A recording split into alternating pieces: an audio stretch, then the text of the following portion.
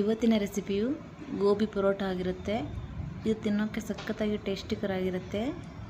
ಇದನ್ನು ಮಾಡೋಕ್ಕೆ ಒಂದು ಕಾಲಿಫ್ಲವರ್ ತೊಗೊಂಡಿದ್ದೀನಿ, ಚೆನ್ನಾಗಿ ವಾಶ್ ಮಾಡಿಕೊಂಡು.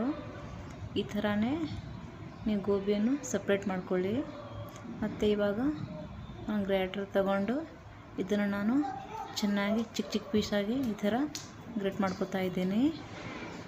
ಅಷ್ಟು ಚಿಕ್ಕದಾಗಿ ಮಾಡೋದು ಬೇಡ, ಒಂಥರ ಮೀಡಿಯಮ್ ಸೈಜಲ್ಲಿ ತುಂಬಾ ಚೆನ್ನಾಗಿರುತ್ತೆ. ಇವಾಗ ಪ್ರತಿಯೊಂದು ಗೋಬಿಯನ್ನು ತೊಗೊಂಡು ಈ ಥರ ಚೆನ್ನಾಗಿ ನಾವು ಗ್ರೇಟ್ ಮಾಡ್ಕೊಳ್ಳೋము. ನೀವು ನೋಡ್ಬೋದು, ಈ ಥರ ಚಿಕ್ಕ ಚಿಕ್ಕ ಪೀಸಾಗಿ ನಾನು ಚೆನ್ನಾಗಿ ಗ್ರೇಟ್ ಮಾಡ್ಕೊಂಡಿದ್ದೀನಿ. ಇವಾಗ ಈ ಕಾಲಿಫ್ಲವರಲ್ಲಿ ಸ್ವಲ್ಪ ಉಪ್ಪನ್ನು ಹಾಕಿ ಒಂದು 5 to 7 ಮಿನಿಟು ರೆಸ್ಟಿಗೆ ಇಡೋము. ಒಂದು 5 ಮಿನಿಟ್ ಆದಮೇಲೆ ಇದರಲ್ಲಿರುವ ನೀರಿನ ಅಂಶವನ್ನು ಕೈಯಿಂದ ಚೆನ್ನಾಗಿ ಮ್ಯಾಶ್ ಮಾಡಿಬಿಟ್ಟು ಇದರಲ್ಲಿರೋ ಮಾಯ್ಶ್ಚರನ್ನು ಚೆನ್ನಾಗಿ ತೆಗೆದುಬಿಡೋము. ಮಾಯ್ಶ್ಚರ್ ತೆಗಿಲಿಲ್ಲ ಅಂದರೆ ಗೋಬಿ ಪರೋಟ ಚೆನ್ನಾಗಿ ಬರಲ್ಲ. ಅದಕ್ಕೆ ಎಷ್ಟಾಗುತ್ತೋ ಅಷ್ಟು ಚೆನ್ನಾಗಿ ಕೈಯಿಂದ ಮಾಡಿ ಈ ಥರ ಗೋಬಿಯನ್ನು ನಾವು ಸಪ್ರೇಟ್ ಮಾಡ್ಕೊಳ್ಳೋము. ನೀರಿನ ಅಂಶ ಇದರಿಂದ ಕಂಪ್ಲೀಟಾಗಿ ತೆಗೆದುಬಿಡೋము.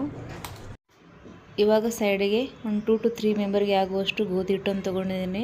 ಇದರಲ್ಲಿ ಸ್ವಲ್ಪ ಉಪ್ಪು ಮತ್ತು ನೀರನ್ನು ಹಾಕಿ ಚೆನ್ನಾಗಿ ನಾವು ಒಂದು ಡೋವನ್ನು ರೆಡಿ ಮಾಡ್ಕೊಳ್ಳೋము. ತುಂಬಾ ಚೆನ್ನಾಗಿ ಸಾಫ್ಟ್ಕರವಾಗಿ ಡೋವನ್ನು ರೆಡಿ ಮಾಡ್ಕೊಳ್ಳೋము. ಇದು ನಮಗೆ ಪರೋಟ ಮಾಡೋಕ್ಕೆ ಬೇಕಾಗುತ್ತಲ್ವ, ಅದಕ್ಕೆ ಗೋಬಿ ಸ್ಟಫಿಂಗ್ ರೆಡಿ ಮಾಡುವ ಮುಂಚೆ ಇದನ್ನು ನಾವು ರೆಡಿ ಮಾಡ್ಕೊಳ್ಳೋము. ಇವಾಗ ನಾನು ಗೋಧಿ ಡೋವನ್ನು ಚೆನ್ನಾಗಿ ರೆಡಿ ಮಾಡ್ಕೊಂಡಿದ್ದೀನಿ. ಇದಕ್ಕೆ ಒಂದು 15 to 30 ಮಿನಿಟ್ ಇದಕ್ಕೆ ಪ್ಲೇಟನ್ನು ಕವರ್ ಮಾಡಿ ಇದನ್ನು ಇಟ್ಕೊಳ್ಳೋము. ಇವಾಗ ಕಾಲಿಫ್ಲವರ್ ಸ್ಟಫಿಂಗ್ನ ರೆಡಿ ಮಾಡ್ಕೊಳ್ಳೋಕ್ಕೆ ಒಂದು ಮಿಕ್ಸಿ ಜಾರಿಗೆ ಒಂದು 4 ಬೆಳ್ಳುಳ್ಳಿ, ಹಸಿ ಶುಂಠಿ ಮತ್ತು ಸ್ವಲ್ಪ ಮೆಣಸಿನ್ಕಾಯನ್ನು ತಗೊಂಡು ಚೆನ್ನಾಗಿ ನಾವು ಗ್ರೈಂಡ್ ಮಾಡಿ ಸೈಡಿಗೆ ಇಟ್ಕೊಳ್ಳೋము.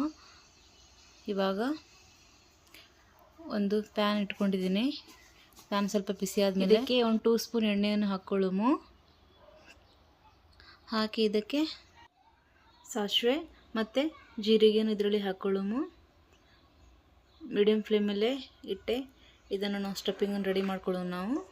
ಇವಾಗ ಒಂದು ಮೀಡಿಯಮ್ ಸೈಜ್ ಈರುಳ್ಳಿಯನ್ನು ತಗೊಂಡು ಚಿಕ್ಕ ಚಿಕ್ಕಾಗಿ ಕಟ್ ಮಾಡಿ ಇದರಲ್ಲಿ ಹಾಕ್ಕೋತಿದ್ದೀನಿ. ನೀವು ಈರುಳ್ಳಿ ಬೇಕಾದರೆ ಸ್ಕಿಪ್ ಮಾಡ್ಕೋಬೋದು, ಬಟ್ ಹಾಕಿದ್ರೆ ಚೆನ್ನಾಗಿರುತ್ತೆ. ಇದರಲ್ಲಿ ಹಾಕಿದನ್ನು ಸ್ವಲ್ಪ ಕಲರ್ ಚೇಂಜ್ ಆಗೋವರೆಗೂ ಚೆನ್ನಾಗಿ ಇದನ್ನು ಫ್ರೈ ಮಾಡ್ಕೊಳ್ಳೋము. ಸ್ವಲ್ಪ ಲೈಟಾಗಿ ಕಲರ್ ಚೇಂಜ್ ಆದಮೇಲೆ ನಾವು ಆವಾಗಲೇ ಗ್ರೈಂಡ್ ಮಾಡಿದಂತಹ ಮೆಣಸಿನ್ಕಾಯಿ ಮತ್ತು ಬೆಳ್ಳುಳ್ಳಿ ಪೇಸ್ಟನ್ನು ಇದರಲ್ಲಿ ಹಾಕ್ಕೊಳ್ಳೋము. ಇದನ್ನು ಚೆನ್ನಾಗಿ ಮೀಡಿಯಮ್ ಫ್ಲೇಮಲ್ಲೇ ಇಟ್ಟು ನಾವು ರೋಸ್ಟ್ ಮಾಡ್ಕೊಳ್ಳೋము. ಸ್ವಲ್ಪ ಚೆನ್ನಾಗಿ ಫ್ರೈ ಆದಮೇಲೆ ಇದಕ್ಕೆ ಸ್ವಲ್ಪ ಅರಿಶಿಣ, ಗರಂ ಮಸಾಲ ಮತ್ತು ಸ್ವಲ್ಪ ಕೊರಿಯಾಂಡರ್ ಪೌಡ್ರನ್ನು ಇದರಲ್ಲಿ ಹಾಕ್ಕೋತಿದ್ದೀನಿ. ಹಾಕಿ ಇದಕ್ಕೆ ಚೆನ್ನಾಗಿ ನಾವು ಮ್ಯಾರಿನೇಟನ್ನು ಮಾಡ್ಕೊಳ್ಳೋము. ಹಾಗೆ ಇದಕ್ಕೆ 1 ಸ್ಪೂನು ಅಚ್ಚ ಖಾರದ ಪುಡಿಯನ್ನು ಇದರಲ್ಲಿ ಹಾಕ್ಕೋತಿದ್ದೀನಿ. ಹಾಕಿ ಇದನ್ನು ಕೂಡ ನಾವು ಚೆನ್ನಾಗಿ ಫ್ರೈ ಮಾಡ್ಕೊಳ್ಳೋము. ಲೈಟಾಗಿ ಗ್ಯಾಸ್ ಮೀಡಿಯಮ್ ಫ್ಲೇಮಲ್ಲೇ ಇಟ್ಟೆ ಚೆನ್ನಾಗಿ ಮಾಡ್ಕೊಳ್ಳೋము. ಸ್ವಲ್ಪ ಚೆನ್ನಾಗಿ ಫ್ರೈ ಆದಮೇಲೆ ಇದಕ್ಕೆ ರುಚಿಗೆ ತಕ್ಕಷ್ಟು ಉಪ್ಪನ್ನು ನಾವು ಇದರಲ್ಲಿ ಹಾಕ್ಕೊಳ್ಳೋము. ಕೊನೆಯಾಗಿ ಇದರಲ್ಲಿ ನಾವು ರೆಡಿ ಮಾಡಿದಂತಹ ಕಾಲಿಫ್ಲವರನ್ನು ಇದರಲ್ಲಿ ಹಾಕಿ ಚೆನ್ನಾಗಿ ನಾವು ಮ್ಯಾರಿನೇಟ್ ಮಾಡ್ಕೊಳ್ಳೋము. ಇದನ್ನು ಸ್ವಲ್ಪ ಮೀಡಿಯಮ್ ಫ್ಲೇಮಲ್ಲೇ ಇಟ್ಟು ಒಂದು 5 ಮಿನಿಟ್ ಆಗೋವರೆಗೂ ಗೋಬಿಯನ್ನು ಬೇಯಿಸೋನು. ಇವಾಗ ಕೊನೆಯದಾಗಿ ಕೊತ್ತಂಬರಿ ಸೊಪ್ಪನ್ನು ಚೆನ್ನಾಗಿ ಚಿಕ್ಕ ಚಿಕ್ಕ ಪೀಸ್ ಕಟ್ ಮಾಡಿ ಇದರಲ್ಲಿ ನಾವು ಹಾಕಿ ಚೆನ್ನಾಗಿ ಮಿಕ್ಸ್ ಮಾಡ್ಕೊಳ್ಳೋము. ಗೋಬಿ ಸ್ಟಫಿಂಗ್ಗೆ ಫೈನಲಿ ರೆಡಿ ಆಗುತ್ತೆ ನಮ್ಮ ಗೋಬಿ ಪರೋಟ ಮಾಡೋದಕ್ಕೆ. ನಮ್ಮ ಡೋ ಕೂಡ ತುಂಬಾ ಚೆನ್ನಾಗಿ ಸಾಫ್ಟಾಗಿ ರೆಡಿಯಾಗಿಬಿಟ್ಟಿದೆ. ಇವಾಗ ಮಾಡ್ಕೊಳ್ಳೋಕ್ಕೆ ರೆಡಿ ಮಾಡ್ಕೊಳ್ಳೋము. ಇವಾಗ ಸ್ವಲ್ಪ ಈ ಥರ ಎಣ್ಣೆಯನ್ನು ಹಾಕಿ ಡೋವನ್ನು ಚೆನ್ನಾಗಿ ಸಾಫ್ಟ್ ಮಾಡ್ಕೊಳ್ಳೋము ಲೈಟಾಗಿ. ಇವಾಗ ಇದಕ್ಕೆ ಸ್ವಲ್ಪ ಲಟ್ಟಿಸ್ಕೊಂಡು ಲಟ್ಟಿಸಿದಾದ್ಮೇಲೆ ಇದಕ್ಕೆ ನಾವು ಸೈಡಿಗೆ ರೆಡಿ ಮಾಡಿದಂತಹ ಸ್ಟಫಿಂಗನ್ನು ಇದರಲ್ಲಿ ಹಾಕ್ಕೊಳ್ಳೋము. ಇವಾಗ ಸ್ಟಫಿಂಗ್ ಹಾಕಿದ್ಮೇಲೆ ಇದಕ್ಕೆ ಚೆನ್ನಾಗಿ ನಾವು ಇದನ್ನು ಕವರ್ ಮಾಡ್ಕೊಳ್ಳೋము. ಈ ಥರ ಎಲ್ಲ ಕಡೆಯಿಂದ ತೊಗೊಂಡು ನಾವು ಸೇಮ್ ಚಪಾತಿ ಮಾಡ್ತೀವಲ್ಲ ಅದೇ ಸೈಜ್ ಮೀಡಿಯಮ್ ಸೈಜು ಹಿಟ್ಟನ್ನು ತೊಗೊಂಡಿದ್ದೀನಿ. ಜಾಸ್ತಿ ಹಿಟ್ಟು ತೊಗೊಳಕ್ಕೆ ಹೋಗಬೇಡಿ, ಒಂದು ಮೀಡಿಯಮ್ ಸೈಜಲ್ಲೇ ತೊಗೊಳ್ಳಿ. ಜಾಸ್ತಿ ಹಿಟ್ಟು ತೊಗೊಂಡ್ರೆ ಚೆನ್ನಾಗಿ ಬರಲ್ಲ.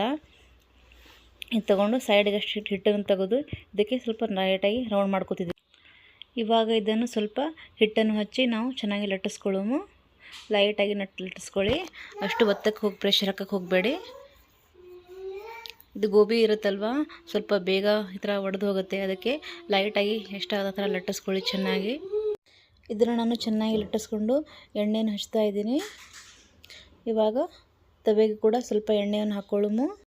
ಗ್ಯಾಸನ್ನು ಮೀಡಿಯಮ್ ಫ್ಲೇಮೇ ಇಟ್ಟು ಇದನ್ನು ಚೆನ್ನಾಗಿ ನಾವು ಬೇಯಿಸ್ಕೊಳ್ಳೋಮು. ಇವಾಗ ರೌಂಡಾಗಿ ಮಾಡಿದಂತಹ ಗೋಬಿ ಪರೋಟಾನು ತವೆ ಮೇಲೆ ಹಾಕ್ಕೊತಿದ್ದೀನಿ. ಇದನ್ನು ನಾವು ಚೆನ್ನಾಗಿ ಬೇಯಿಸ್ಕೊಳ್ಳೋಮು. ಬ್ಯಾಕ್ ಸೈಡಿಂದ ಕೂಡ ಇದನ್ನು ಚೆನ್ನಾಗಿ ನಾವು ಬೇಯಿಸ್ಕೊಳ್ಳೋಮು. ಈ ಪರೋಟವನ್ನು ಫ್ರಂಟ್ ಬ್ಯಾಕ್ ನಾನು ಚೆನ್ನಾಗಿ ಇದನ್ನು ಬೇಯಿಸ್ಕೊಂಡಿದ್ದೀನಿ. ಸ್ವಲ್ಪ ಎಣ್ಣೆಯನ್ನು ಹಾಕಿ ಸ್ವಲ್ಪ 2 to 3 ಮಿನಿಟಾಗೂ ಚೆನ್ನಾಗಿ ಬೇಯಿಸ್ಕೊಳ್ಳಿ. ಸಖತ್ತಾಗಿ ಚೆನ್ನಾಗಿ ಬಂದಿರುತ್ತೆ. ಟೇಸ್ಟ್ ಕೂಡ ತುಂಬಾ ಅದ್ಭುತವಾಗಿರುತ್ತೆ ಇದು ಪರೋಟಾದು. ಇವಾಗ ಪರೋಟ ನಾನು ಪ್ಲೇಟಿಗೆ ಸರ್ವ್ ಮಾಡ್ಕೊತಾ ಇದ್ದೀನಿ. ಇದಕ್ಕೆ 1 ಸ್ಪೂನ್ಗಿಂತ ಕಡಿಮೆ ಸ್ವಲ್ಪ ತುಪ್ಪನ ಹಾಕ್ಕೊಂಡು ಈ ಥರ ತಿಂದರೆ ಸಖತ್ತಾಗಿರುತ್ತೆ. ತುಂಬಾ ಚೆನ್ನಾಗಿ ಟೇಸ್ಟ್ ಬರುತ್ತೆ. ನೋಡಿ ಫ್ರೆಂಡ್ಸ್, ನಮ್ಮ ಪರೋಟ ನಿಮ್ಗೆಲ್ಲರಿಗೂ ಈ ರೆಸಿಪಿ ಇಷ್ಟ ಆದಲ್ಲಿ ಪ್ಲೀಸ್ ಒಂದು ಲೈಕ್, ಶೇರ್ ಮತ್ತು ಸಬ್ಸ್ಕ್ರೈಬ್ ಮಾಡಿ. Thank you for watching.